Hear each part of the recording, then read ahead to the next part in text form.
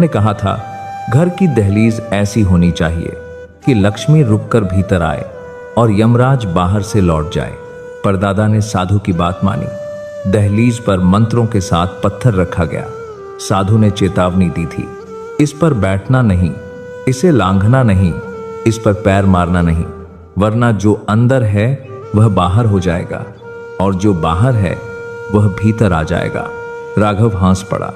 माँ, आप भी इन कहानियों में विश्वास करती हैं? माँ की आंखों में आंसू थे।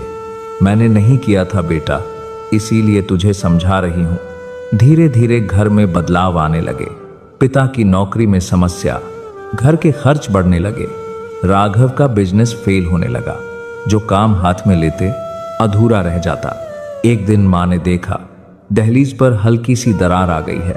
उन्होंने कांपते हाथों से उसे छुआ और उसी दिन घर में पहली बड़ी बहस हुई। पिता ने गुस्से में कहा, इस घर में शांति नहीं रही। माँ जानती थी शांति घर के अंदर नहीं, दहलीज पर टूट रही थी। अमावस्या की रात थी। राघव देर से घर लौटा, नशे में था। दरवाजा खोलते वक्त उसने जानबूझकर दहलीज पर जोर से पैर मारा। देखते हैं क्या हो जाएगा। उसी पल घर की लाइट चली गई, हवा चलने लगी, दरवाजा जोर से बंद हुआ। राघव ने देखा, दहलीज के पास एक परछाई खड़ी थी, काली, लंबी और ठंडी। एक भारी आवाज गूंजी, तूने बुलाया था। राघव का शरीर सुन्न हो गया। कौन? आवाज बोली, जिसे दहलीज से भीतर नहीं आने देते, तूने उसे आमंत्रण दिया है। सुबह राघव को तेज बुखार था।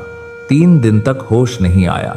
उस सपने में उसने अपना घर उजड़ते देखा, मां को रोते देखा, पिता को अकेला देखा और हर दृश्य की शुरुआत दहलीज से होती थी। होश आने पर उसने सबसे पहले कहा, मां, मुझे माफ कर दो। वह उठ नहीं पा रहा था, लेकिन उसने हाथ जोड़कर दहलीज की ओर देखा।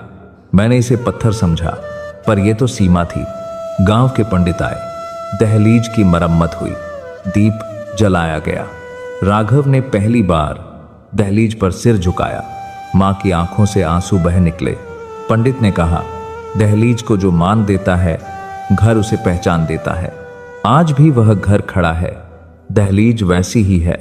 राघव अब शहर में नहीं रहता। वह बच्चों को यही सिखाता है, घर में कदम रखते समय पहले दहलीज को देखो, क्योंकि वही तय करती है कि अंदर क्या आएगा। मित्रों, दहलीज कोई पत्थर नहीं होती, वह संस्कार और कर्म की रेखा होती है।